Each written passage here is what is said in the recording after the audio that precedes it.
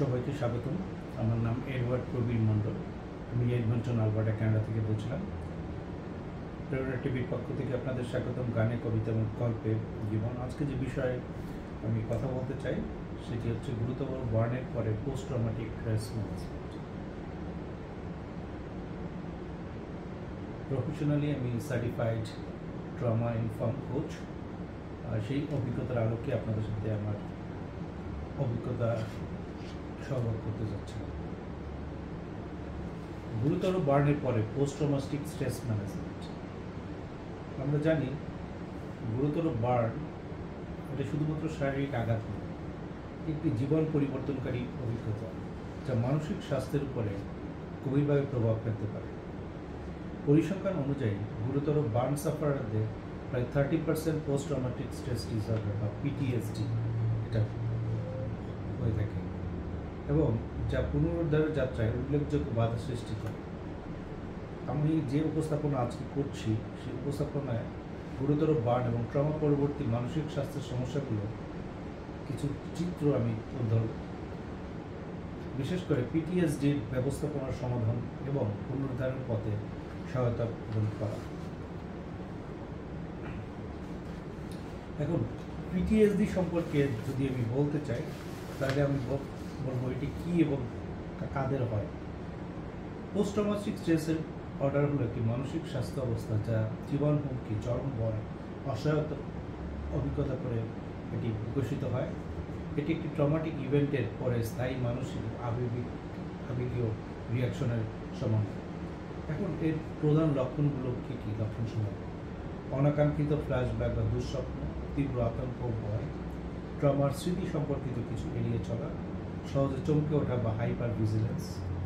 Burn ভিকটিমদের ক্ষেত্রে কী বিশেষ প্রভাব এখানে হয়? গুরুতর বার্ন সাফারাররা শুধু শারীরিক যন্ত্রণা নয়, ট্রমাটিক ইভেন্টের স্মৃতি, শারীরিক পরিবর্তন এবং জীবনযাত্রার ব্যাপক পরিবর্তনের কারণে পিটিএসডির উচ্চ ঝুঁকিতে থাকে। তাদের আঘাতের স্মৃতি, চিকিৎসাগত প্রক্রিয়া এবং দৃশ্যমান স্কারগুলো ট্রিগার হিসেবে কাজ করতে পারে। গবেষণায় দেখা গেছে যে গুরুতর বার্ন সাফারারদের মধ্যে পিটিএসডি এর হার সাধারণ জনসংখ্যার তুলনায় 5 থেকে 6 গুণ বেশি। মানে হলো বার্ন চিকিৎসার অংশ হিসেবে মানসিক স্বাস্থ্য পরিচর্যা অপরিহার্য। বাংলাদেশের মতো দেশে যেখানে গৃহস্থায়ী দুর্ঘটনা এবং শিল্প দুর্ঘটনায় বার্নের ঘটনা প্রায়শই ঘটে থাকে, পিটিএসডি শনাক্তকরণ ও চিকিৎসা বিশেষভাবে অতি সাম্প্রতিক আমরা জানি খুবই দুঃখের সাথে হৃদয় বিপীড়ক যে ঘটনা, আমাদের মাইলস্টোন কলেজের যে শিক্ষার্থীরা তারা অনেকে মৃত্যুবরণ করেছে এবং যার ফলে অনেকেই এই ট্রমা বা এই যে পিটিএসডির মধ্যে দিয়ে যাচ্ছে। গুরুতর বার্নের মানসিক প্রভাব। গুরুতর বার্ন একটি বিধ্বংসী অভিজ্ঞতা যা রোগীর জীবনের প্রতিটি দিক প্রভাবিত করে। চিকিৎসা বিজ্ঞানের অগ্রগতি সত্ত্বেও শারীরিক পুনরুদ্ধার প্রক্রিয়া প্রায়শই দীর্ঘ যন্ত্রণাদায়ক, যা রোগীদের মধ্যে বিভিন্ন মানসিক চাপ সৃষ্টি করে। এখন তাৎক্ষণিক মানসিক প্রতিক্রিয়া কী হতে পারে? তীব্র ভয় ও আতঙ্ক, আগুনের সাথে সম্পর্কিত প্রত্যেকটি জিনিস থেকে ভয়, অস্বাভাবিক উদ্বেগ, দাগ ও বিকৃতি নিয়ে উদ্বেগ, অসহায়ত্ব, নিজের শরীরের উপরে নিয়ন্ত্রণ হারানোর অনুভূতি, মৃত্যুভীতি, বিশেষ করে গুরুতর বার্নের সময়, শক এবং অবিশ্বাস, ঘটনার বাস্তবতা মেনে নিতে অসুবিধা হয়। এখন আমরা যদি আলোচনা করি দীর্ঘমেয়াদী মানসিক কী প্রভাব আমাদের এখানে আসে। ডিপ্রেশন। বার্ন সাফারের মধ্যে 40 থেকে 45% এতে আক্রান্ত হয়। চিরস্থায়ী উদ্বেগ, বিশেষ করে বিকৃতি প্রদর্শনের ভয়, আত্মসম্মান হ্রাস, চেহারা পরিবর্তন বা শারীরিক সীমাবদ্ধতার কারণে, এবং সামাজিক বিচ্ছিন্নতা, অন্যদের প্রতিক্রিয়া নিয়ে উদ্বেগ। শারীরিক লক্ষণগুলোর মধ্যে যেটা বিশেষভাবে লক্ষণীয় সেটা হচ্ছে ঘুমের সমস্যা। 50 থেকে 80% রোগীর ক্ষেত্রে দেখা যায় ক্রনিক পেইন, যা মানসিক স্বাস্থ্যকে আরও প্রভাবিত করে, ক্লান্তি ও শক্তিহীনতা, হরমোনাল পরিবর্তনের কারণে এবং প্রয়োজন এবং যৌন স্বাস্থ্য সমস্যা, বিশেষ করে বড় আকারের পার্ট। পারিবারিক এবং সামাজিক যে প্রভাব হয়, পারিবারিক ভূমিকার পরিবর্তন, আমাদের কর্মক্ষমতা হ্রাস পায় বা লোপ পায়, আর্থিক চাপ, চিকিৎসা খরচ, কর্মক্ষমতা হ্রাস, সম্পর্কের টানাপোড়েন, দীর্ঘ পুনর্বাসন প্রক্রিয়ার কারণে সামাজিক আচরণের পরিবর্তন, বিশেষ করে দৃশ্যমান স্কার থাকবে। এখানে মনে রাখা গুরুত্বপূর্ণ যে গুরুতর বার্নের মানসিক প্রভাব ব্যক্তি থেকে ব্যক্তি ভিন্ন হতে পারে। কারো ক্ষেত্রে রেজিলিয়েন্স বেশি থাকতে পারে, আর কারো ক্ষেত্রে প্রি এক্সিস্টিং মানসিক স্বাস্থ্য সমস্যা থাকতে পারে। কিন্তু সব ক্ষেত্রে প্রফেশনাল সাইকোলজিক্যাল সাপোর্ট পুনরুদ্ধার প্রক্রিয়ার একটি অপরিহার্য অংশ। পিটিএসডির প্রধান লক্ষণগুলো: পুনরাবৃত্তি, ট্রমাটিক ইভেন্টের অনাকাঙ্ক্ষিত স্মৃতি, ফ্ল্যাশব্যাক বা দুঃস্বপ্ন। বার্ন সাফারাররা প্রায় আগুন লাগার ঘটনা বা হাসপাতালে কষ্টদায়ক প্রসিজারের অনুভব করে। এড়িয়ে চলা, ট্রমার স্মৃতি বা অনুভূতি সম্পর্কিত মানুষ, জায়গা, কথাবার্তা, কার্যকলাপ এবং পরিস্থিতি এড়িয়ে চলা। বার্ন সাফারাররা আগুন, চুলা, ফায়ার অ্যালার্ম, এমনকি উচ্চ তাপমাত্রার পরিবেশ এড়িয়ে চলতে পারে। হাইপার অ্যারাউজাল, সর্বদা সতর্ক থাকা, সহজে চমকে ওঠা, ঘুমের সমস্যা, ক্রোধের আকস্মিক আউটবার্স্ট, ধ্যান ধারণায় সমস্যা। বার্ন ভিকটিমরা প্রায় প্রতিটি সম্ভাব্য বিপদ সম্পর্কে অতিরিক্ত সতর্ক হয়ে ওঠে। মুড এবং কগনিশনের পরিবর্তন, নেতিবাচক চিন্তাভাবনা, নিজেদের বা অন্যদের প্রতি দোষারোপ, সুখের অনুভূতিতে সমস্যা, বিচ্ছিন্নতা এবং আবেগ প্রকাশের অক্ষমতা। বার্ন সাফারাররা প্রায় নিজেদের শারীরিক পরিবর্তন নিয়ে নেতিবাচক ধারণা পোষণ করে। বার্ন স্পেসিফিক পিটিএসডির কি লক্ষণগুলো আছে? গুরুতর বার্ন সাফারদের ক্ষেত্রে কিছু পিটিএসডির লক্ষণ বিশেষভাবে প্রকাশ পায়। আগুন সম্পর্কিত চরম ফোবিয়া, চিকিৎসা পদ্ধতি এড়ানো, যেমন ড্রেসিং চেঞ্জ, স্কার দেখানো বা এড়ানো, শারীরিক পরিবর্তন মেনে নিতে না পারা এবং ভবিষ্যতে সামাজিক গ্রহণযোগ্যতা নিয়ে উদ্বেগ প্রকাশ করা। গবেষণায় দেখা গেছে যে 20% বা তার বেশি শরীরের অংশ বার্ন হলে পিটিএসডির সম্ভাবনা উল্লেখযোগ্যভাবে বেড়ে যায়। এই লক্ষণগুলো কমপক্ষে 1 মাস ধরে স্থায়ী হলে রোগীর দৈনন্দিন জীবনযাত্রা, কর্মক্ষমতা ও সামাজিক সম্পর্ককে উল্লেখযোগ্যভাবে প্রভাবিত করে পিটিএসডি নির্ণয় করে। তবে লক্ষণের তীব্রতা ও স্থায়িত্ব ব্যক্তি থেকে ব্যক্তি ভিন্ন হতে পারে। কিছু ক্ষেত্রে লক্ষণগুলো ধীরে ধীরে বিকশিত হতে পারে, বার্নের কয়েক সপ্তাহ মাস পরেও প্রকাশ পেতে পারে। বার্ন রোগীদের পিটিএসডির ঝুঁকি। বয়সের যে ফ্যাক্টর রয়েছে, যে বয়সের ফ্যাক্টরের মধ্যে রয়েছে শিশু কিশোরীরা বেশি ঝুঁকিতে থাকে। তাদের মোকাবেলা করার কৌশল, এখানে তাদের মোকাবেলা করার কৌশল ও মানসিক প্রতিরোধ ক্ষমতা কম থাকে। বয়স্করা প্রায়শ বেশি রেজিলিয়েন্স হতে পারে, তবে তারাও একই পিটিএসডির লক্ষণ দেখাতে পারে।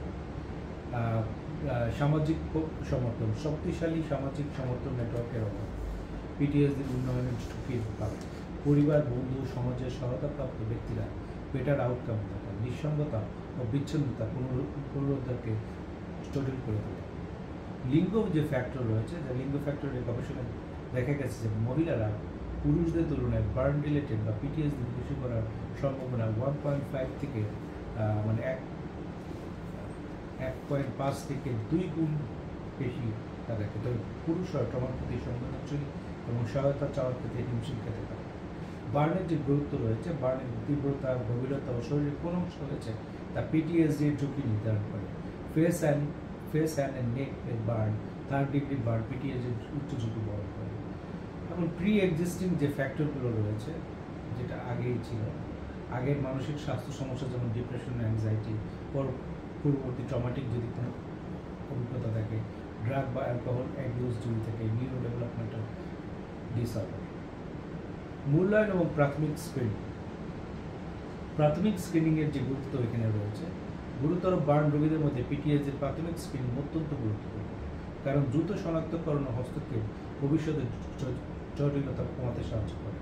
বার্ন কেয়ার টিমের অংশ হিসেবে মনোবিজ্ঞানী বা সাইকিয়াট্রিস্টের অংশগ্রহণ প্রারম্ভিক মূল্যায়ন ও ফলো আপের মাধ্যমে সময়োপযোগী মানসিক স্বাস্থ্য সহায়তা নিশ্চিত করতে পারে। বাংলাদেশে যেখানে সীমিত সাইকিয়াট্রিক রিসোর্স রয়েছে, নার্স ও প্রাইমারি কেয়ার প্রোভাইডারদের প্রশিক্ষণ দেওয়া গুরুত্বপূর্ণ, যাতে তারা প্রাথমিক স্ক্রিনিং ও রেফারেন্স প্রদান করতে পারে। স্ক্রিনিংয়ের সময়টা। স্ক্রিনিং প্রাথমিক হাসপাতালে ভর্তির সময় থেকেই শুরু করা উচিত, পুনরুদ্ধারের বিভিন্ন পর্যায়ে অব্যাহত রাখা উচিত।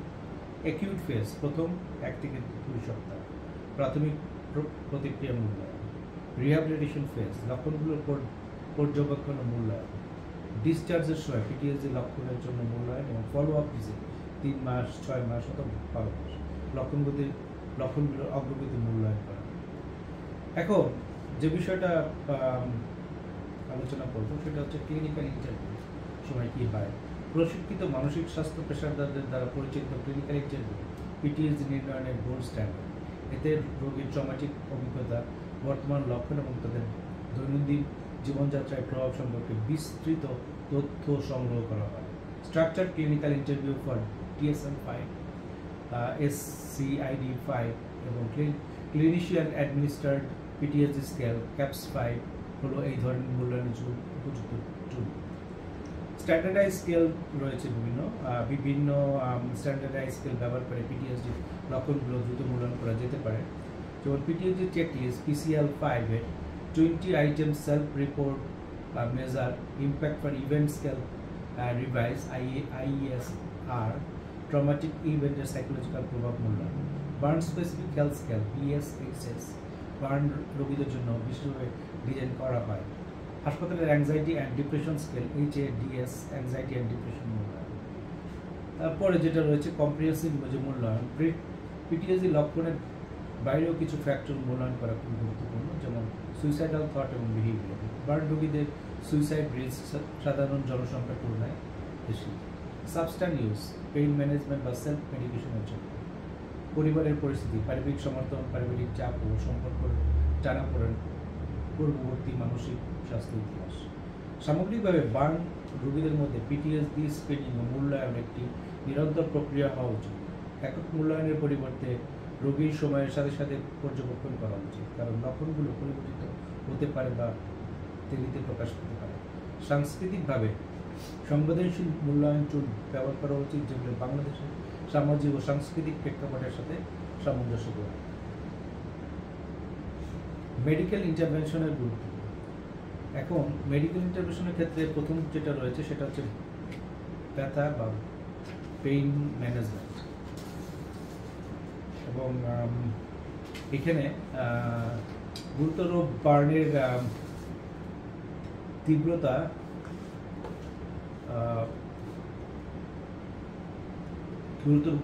তীব্র ব্যথা PTSD বিকাশে গুরুত্বপূর্ণ ভূমিকা পালন করে। ব্যথা এবং ট্রমাটিক মানসিক ট্রমা একে অপরকে শক্তিশালী করে। গবেষণায় দেখা গেছে কার্যকর ব্যথা ব্যবস্থাপনা, যেটাকে পেইন ম্যানেজমেন্ট বলে, যেটা রোগীদের আবেগীয় ডিস্ট্রেস কমাতে, PTSD লক্ষণের তীব্রতা হ্রাস করতে সাহায্য করে। নন অপিওয়েড অ্যানালজেসিক অ্যাডজুটেন্ট ব্যথা ব্যবস্থাপনা এবং regional anaesthesia, physical and occupational therapy.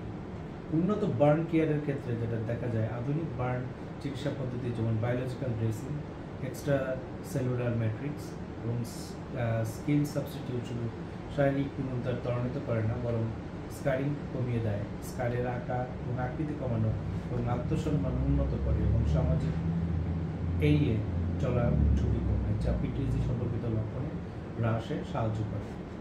এরপরে ইন্টারডিসিপ্লিনারি কেয়ার, একটি ইন্টারডিসিপ্লিনারি টিম অ্যাপ্রোচ, যেখানে শারীরিক চিকিৎসা ও মানসিক স্বাস্থ্য একসাথে একীভূত করা হয়, সর্বোত্তম ফলাফল দেয়। একীভূত মডেলে যেটা বার্ন স্পেশালিস্ট এবং surgeon, psychiatrist, psychologist, pain specialist, physiotherapist, occupational therapist, social work.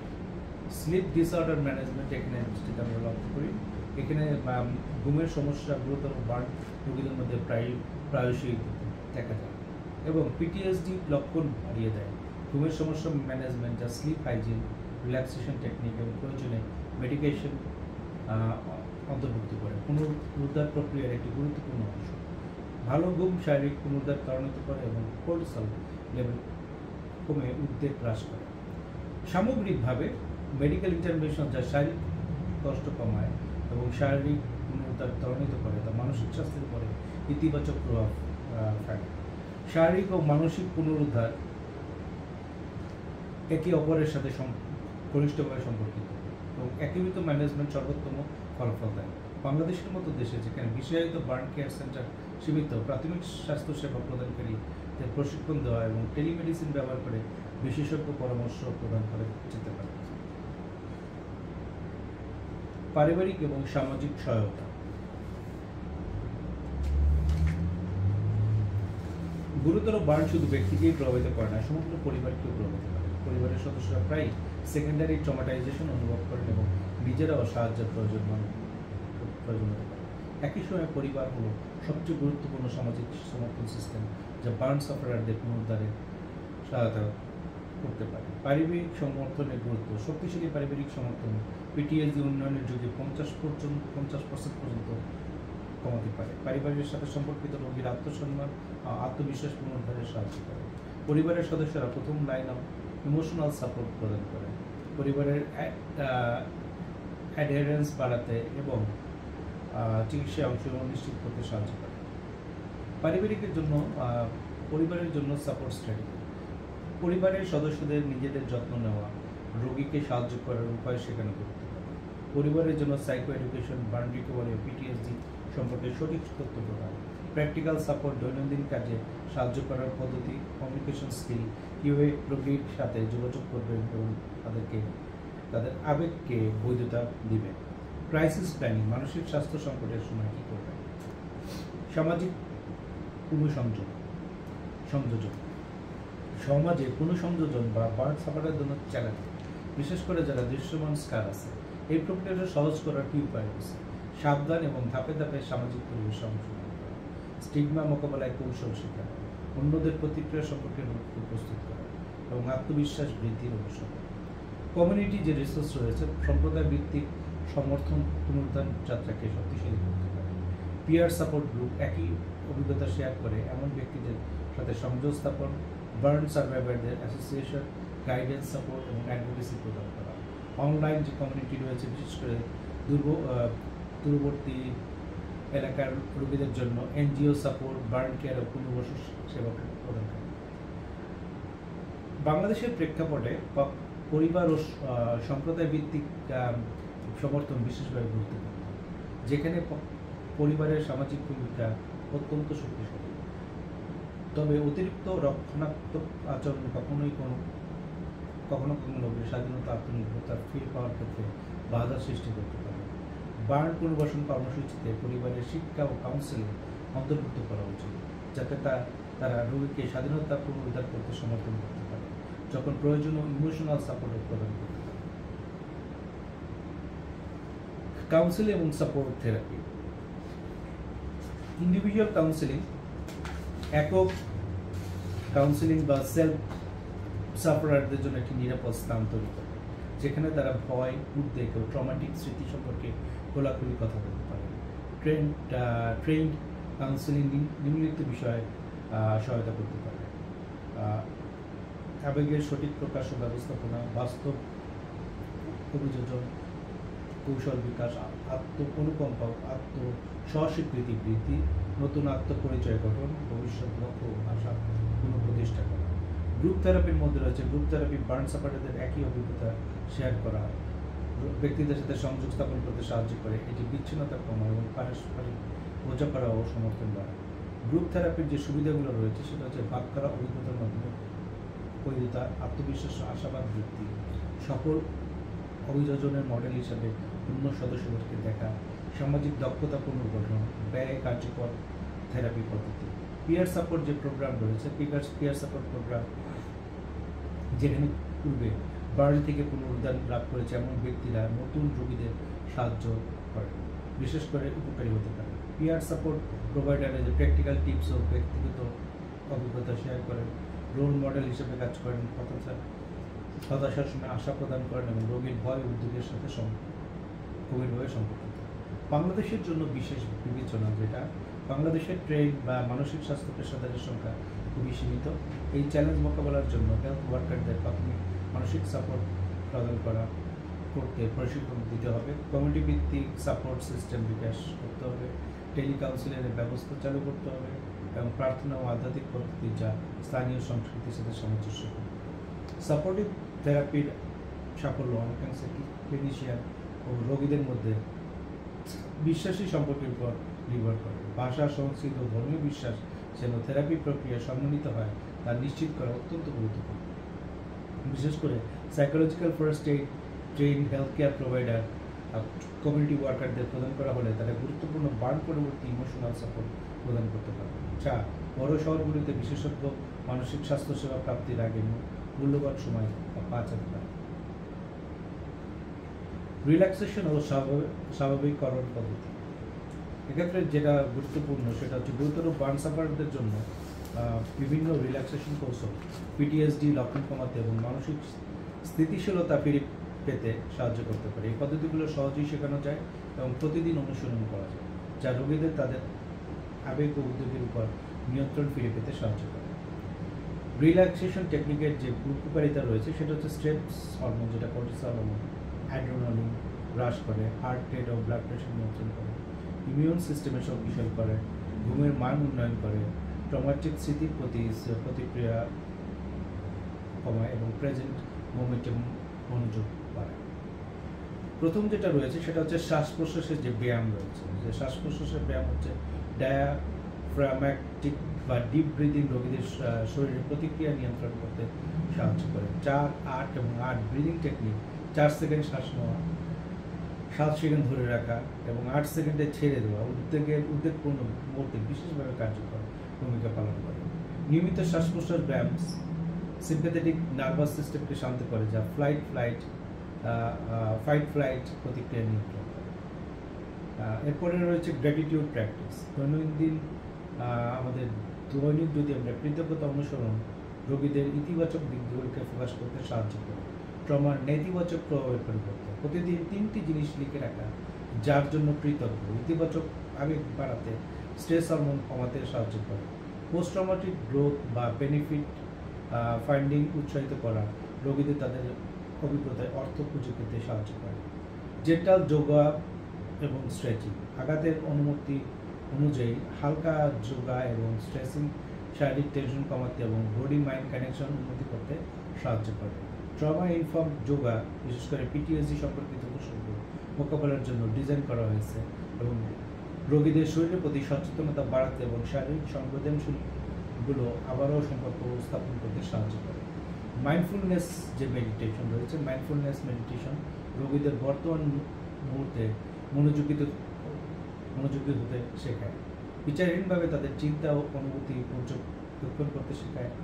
গবেষণায় দেখা গেছে যে নিয়মিত মাইন্ডফুলনেস অনুশীলন মস্তিষ্কে অ্যামিগডালা এবং হিপোক্যাম্পাসের কার্যকলাপ পরিবর্তন করতে পারে, যেগুলো ভয় স্মৃতি প্রক্রিয়াকরণের সাথে জড়িত, যা পিটিএসডি লক্ষণ কমাতে সাহায্য করে। প্রোগ্রেসিভ মাসল রিল্যাক্সেশন, বার্ন সাফাররা প্রায় শারীরিক টেনশন অনুভব করেন। প্রোগ্রেসিভ মাসল রিল্যাক্সেশন শিখিয়ে দেয় কীভাবে পেশি গোষ্ঠীগুলি ক্রমানুসারে টেনশন ও রিলিজ করতে হয়, যা শারীরিক টেনশন শনাক্ত ও নিয়ন্ত্রণ সাহায্য করে। বার্ন আক্রান্ত অঙ্গের জন্য ভিজুয়ালাইজেশন টেকনিক ব্যবহার করা যেতে পারে প্রত্যক্ষ টেনশন ছাড়া। গাইডেড ইমেজারি রোগীদের কল্পনা একটি শান্তিপূর্ণ ও নিরাপদ স্থানে নিয়ে যায়। উদাহরণস্বরূপ শান্ত সমুদ্র সৈকত, শান্ত পাহাড়ি অঞ্চল বা শান্তিদায়ক বাগান কল্পনা করা এবং এই পদ্ধতি উদ্বেগ কমাতে এবং ট্রমাটিক স্মৃতি থেকে দৃষ্টি সরিয়ে আনতে সাহায্য করে। এবং গাইডেড ইমেজারি ডায়াফ্রামিক ব্রিদিংয়ের সাথে সংযুক্ত করা হলে আরও কার্যকর হয়। এরপরে যে গুরুত্বপূর্ণ যে পদ্ধতি বা চিকিৎসা যেটা রয়েছে বা থেরাপি রয়েছে সেটা হচ্ছে কগনিটিভ বিহেভিয়ারাল থেরাপি, সিবিটি। যেটা যদি বলি যে কগনিটিভ বিহেভিয়ারাল থেরাপি হলো বার্ন সাফারদের মধ্যে পিটিএসডি চিকিৎসার সবচেয়ে বেশি গবেষণা সমর্থিত মনোবৈজ্ঞানিক হস্তক্ষেপ। এটি একটি সংরচিত, সময় সীমিত এবং লক্ষ্য নির্দেশিত থেরাপি, যা চিন্তা ভাবনা, আবেগ এবং আচরণের মধ্যে দিয়ে সম্পর্ক নিয়ে কাজ করে। সিপিটি গুরুত্বপূর্ণ বার্নের পরে পিটিএসডি লক্ষণগুলো কমাতে 60 থেকে 80% পর্যন্ত বা 80% পর্যন্ত কার্যকর বলে দেখা যায়। এডুকেশন এবং সাইকোলজিক্যাল ফর্মুলেশন, সিবিটি এর প্রাথমিক পর্যায়ে রোগীকে ট্রমা এবং পিটিএসডি সম্পর্কে শিক্ষা দেওয়া হয় এবং কীভাবে চিন্তা, আবেগ এবং আচরণ পরস্পর সম্পর্কিত তা বোঝানো হয়।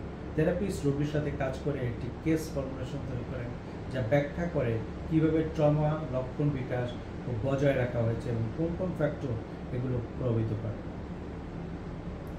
এরপরে হচ্ছে কগনিটিভ রিস্ট্রাকচারিং। এই পর্যায়ে রোগীরা তাদের নেতিবাচক অ্যাডাপটিভ চিন্তাভাবনা চিহ্নিত এবং চ্যালেঞ্জ করতে শেখেন। এতে অন্তর্ভুক্ত হলো নেতিবাচক automatic thought identification, common cognitive distraction চিহ্নিতকরণ এবং থট রেকর্ডিং চ্যালেঞ্জিং এবং বাস্তবসম্মত সাহায্যকারী চিন্তা বিকাশ। এরপরে যেটা রয়েছে যে এক্সপোজার ওয়ার্ক। এক্সপোজার থেরাপি বিশেষ করে প্রলংড এক্সপোজার পি এবং সিবিটির একটি কার্যকর উপাদান যা রোগীকে ধীরে ধীরে এড়িয়ে যাওয়া উদ্দীপক স্থান বা স্মৃতির সম্মুখীন করায়। এক্সপোজার ওয়ার্কের সম্পূর্ণ করার কয়েকটি পদ্ধতি রয়েছে। ইমোশনাল এক্সপোজার, ট্রমাটিক ইভেন্টের স্মৃতিচারণ ও প্রক্রিয়াকরণ। ইন ভিভো এক্সপোজার, বাস্তব জীবনে ভয়ের উদ্দীপকের সম্মুখীন হওয়া। ভার্চুয়াল রিয়েলিটি এক্সপোজার, নিয়ন্ত্রিত পরিবেশ এক্সপোজার। এরপরে হচ্ছে কোপিং স্কিল ডেভেলপমেন্ট। সিবিটির অংশ হিসেবে রোগীরা বিভিন্ন কোপিং স্ট্র্যাটেজি শেখেন যা তারা উদ্বেগ এবং ট্রিগার সামলাতে সাহায্য করে। Anger management technique, problem solving skill, stress management, social skill training, relaxation and grounding technique. এরপরে হচ্ছে রিল্যান্স প্রিভেনশন। থেরাপির শেষের দিকে রোগীরা ভবিষ্যতে সম্ভাব্য চ্যালেঞ্জ মোকাবেলার জন্য প্রস্তুত। রিল্যান্স প্রিভেনশন প্ল্যানে অন্তর্ভুক্ত রয়েছে সাইন এবং সিস্টেমের আর্লি ওয়ার্নিং সাইন শনাক্তকরণ, high risk situation identification, coping plan development এবং সাপোর্ট নেটওয়ার্ক তৈরি করা। ট্রমা ফোকাস যেটা রয়েছে সিবিটি-টিএফ। সিবিটি হলো সিবিটি একটি বিশেষ ফর্ম যা বিশেষভাবে ট্রমা এক্সপোজ ব্যক্তিদের জন্য বিকশিত করা হয়েছে। এটি একটি শিশু কিশোর বা ভিকটিমদের জন্য উপযোগী। টিএফ সিবিটি এর মূল উপাদানগুলো প্র্যাকটিস অ্যাক্রোনিম আকারে সারাংশ করা যায়। পি হচ্ছে psycho education and parenting skill. R হচ্ছে রিল্যাক্সেশন টেকনিক। তারপরে হচ্ছে এ হচ্ছে effective expression and regulation. C হচ্ছে cognitive coping and processing. T হচ্ছে trauma narrative and processing. I হচ্ছে ইন ভাইভো এক্সপোজার। সি হচ্ছে co-joint conjoint session. Then the E is enhancing safety and future development. বাংলাদেশের প্রেক্ষাপটে CBT সাংস্কৃতিকভাবে অভিযোজিত করা উচিত। এটি স্থানীয় সাংস্কৃতিক নর্ম, মূল্যবোধ ও বিশ্বাসে অন্তর্ভুক্ত করা উচিত, যেখানে পরিবারের সদস্যরা প্রায় নিকট সমর্থন প্রদান করে, যেখানে থেরাপিতে তাদের অন্তর্ভুক্ত করা উপকারী হতে পারে। ইমেজ বেস সিবিটি কৌশল যেমন গাইডেড ইমেজারি এবং মেটাফর বাংলাদেশের শিক্ষা ও সাক্ষরতার বিভিন্ন স্তরে রোগীদের জন্য অধিক প্রাসঙ্গিক ও গ্রহণযোগ্য হতে পারে। এছাড়া ধর্মীয় ও আধ্যাত্মিক উপাদান অন্তর্ভুক্ত করা যেমন প্রার্থনা ও ধর্মীয় টেক্সট অনেক রোগীর জন্য কার্যকর হতে পারে যাদের ধর্মীয় বিশ্বাস অত্যন্ত শক্তিশালী।